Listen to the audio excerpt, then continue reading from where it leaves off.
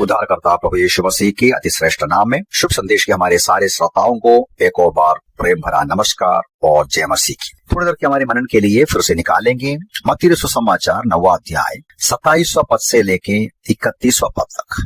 Matthew's Gospel chapter 9 verses 27 to 31।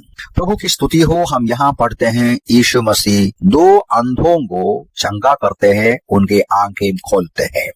इसके पीछे पड़ेगा तो हमें समझ में आएगा। आराधनालय के अधिकारी याईर के बेटी को मरा हुआ परिस्थिति से जिलाने के बाद वो अपने घर की ओर जा रहे थे। जाते समय दो अंधे उसके पीछे पीछे चिल्लाते और पुकारते हुए आते हैं, हे दाऊद की संतान हम पर दया कर। जब वो प्रवेश करते हैं अपने घर में, वहां ये दो अंधे आते हैं उसके पीछे पीछे। वहां यीशु उनसे पूछते हैं, क्या तुम विश्वास करते हो कि मैं ये कर सकता हूँ? जब वे कहते हैं हाँ प्रभु, तब यीशु उस पर उसके आंखों पर स्पर्श करते हैं। ये कहते हैं तुम्हारे विश्वास के अनुसार तुम्हारे लिए हो जाए, और उनका आंखें खुल जाते हैं। 5 महत्वपूर्ण आध्यात्मिक सच्चाई यहाँ से हमें पढ़ने को मिलता है।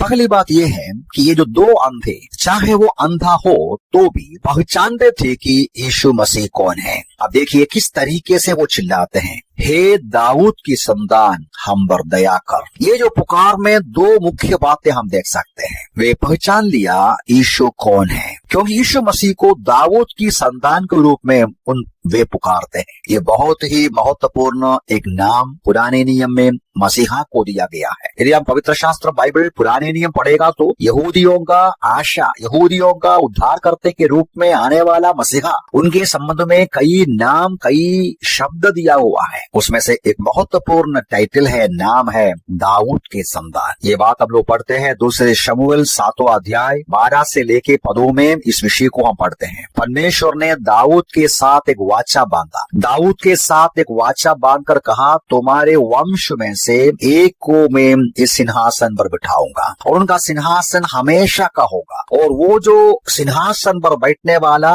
यहूदियों को संपूर्ण रूप में उद्धार और मुक्ति प्रदान करेगा। और इसी प्रकार का वचन और भी अन्य पुस्तकों में पढ़ते हैं। उसमें से एक और है यशायाह के पुस्तक में पढ़ते हैं, खास तौर से उसका 42वां अध्याय में परमेश्वर का दास के रूप में यीशु मसीह को प्रस्तुत करते हैं, मसीहा को प्रस्तुत करते हैं।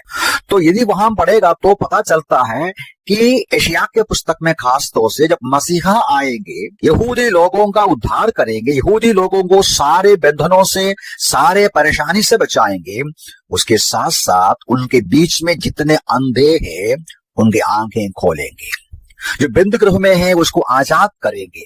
तो इस प्रकार का वचन पुराने नियम में पढ़ते हैं। अब जो मैंने बताया यशायाह 42 का 7 में है, तो वहां से पता चलता है मसीहा जिनका यहूदी लोग बहुत ही आशा के साथ इंतजार करते हैं, जब वो आएंगे अद्भुत आश्चर्य काम करेंगे। उसमें से एक है अंधों के आंखों को खोलेंगे। ये 3 प्रकार हम देख सकता है। पहली बात यह है कि उनका अंधकरण खुल जाए, यहूदी लोगों का जो छिपा हुआ जो अंधकरण है वो खुल जाए और मसीहा को समझेंगे, सच्चाई को समझेंगे। और दूसरा है शारीरिक अंधापन को निकालेंगे, और तीसरा है यहूदियों का आध्यात्मिक अंधापन को निकालेंगे। तो एक है हमारा जो अंधकरण का ज्ञान की जो आंख है, दूसरा है शारीरिक जो अंधे हैं उनको खोलें, और तीसरा है आध्यात्मिक।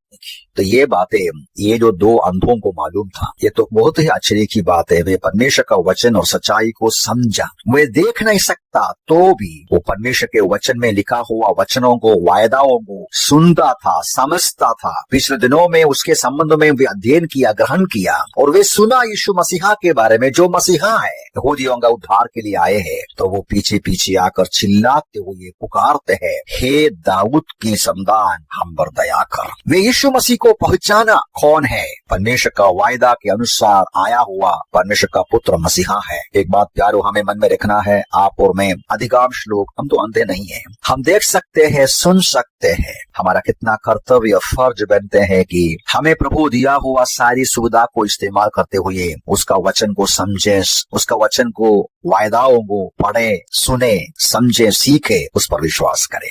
और दूसरी बात, वही पुकारने से हम समझ सकते हैं हम पर दया कर, मतलब वो दया शब्द दर्शाते हैं उनका कमजोरी, उनका निर्बलता। वे महसूस किया कि हम अयोग्य है, अभागा है। प्रभु जी आप दया करें, मतलब आपका दया और करुणा का हमें आवश्यकता है। ये एक अपनी निर्बलता और कमजोरी को कबूल करते हैं, कन्फेशन है, मान लेते हैं। पवित्र शास्त्र बाइबल में प्रभु के वचन में बार बार इसको बताता है। परमेश्वर किसी को भी मदद नहीं कर सकता जब तक वो अपनी असली परिस्थिति को, अपनी कमजोरी को, अपना पराजय को, अपना गरीबी को कबूल ना करे। मत्ती सुसमाचार में ही पहाड़ी उपदेश में यीशु मसीह ने ऐसा कहा, धन्य है वे जो मन के दीन है, क्योंकि स्वर्ग का राज्य उन्हीं का है। मन के दीन, अपना कंगालपन, आध्यात्मिक कंगालपन ये महसूस करना है, कबूल करना है।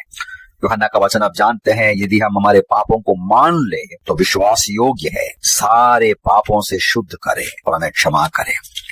रोमियो की पत्री का वचन भी हम सब जानते हैं, रोमी 10:9 में, यदि तू अपने मुख से यीशु को प्रभु जानकर अंगीकार करे, अपने मन में यह विश्वास करे कि परमेश्वर ने उससे मृतकों में से जीवित किया, तो उद्धार पाएगा। प्यारों, कन्फेशन के बिना, हमारे असली परिस्थिति को कबूल करने के बिना हमें कोई फायदा नहीं मिलेगा, उद्धार नहीं पा सकता। हमारी आध्यात्मिक आंखें खोलेगा नहीं, प्रभु हमारे लिए काम नहीं करेगा। मत्ती 9 में ही 12वां पद में यीशु मसीह ने ऐसा कहा, परंतु जब उसने सुना तो कहा, भले चंगों को वैद्य की आवश्यकता नहीं, परंतु बीमारों को होती है। और यीशु मसीह ऐसा भी कहते हैं, क्योंकि मैं धर्मियों को नहीं परंतु पापियों को बुलाने आया हूँ। मतलब यह है कि यीशु मसीह केवल पापियों को बचाते हैं, अंधों को आंखें देते हैं, बीमारों को चंगा करते हैं, जो अपनी निर्बलता को कबूल करेंगे उनको मदद करते हैं। इसकी आगे 3 और बातें इधर जरूर है, लेकिन हम प्रभु की इच्छा है तो अगले बार विचार करेंगे। प्रभु सहायता करे कि ये 2 महत्वपूर्ण सच्चाई पर हम विचार करें। 2 अंधे होने के बावजूद भी यीशु मसीह को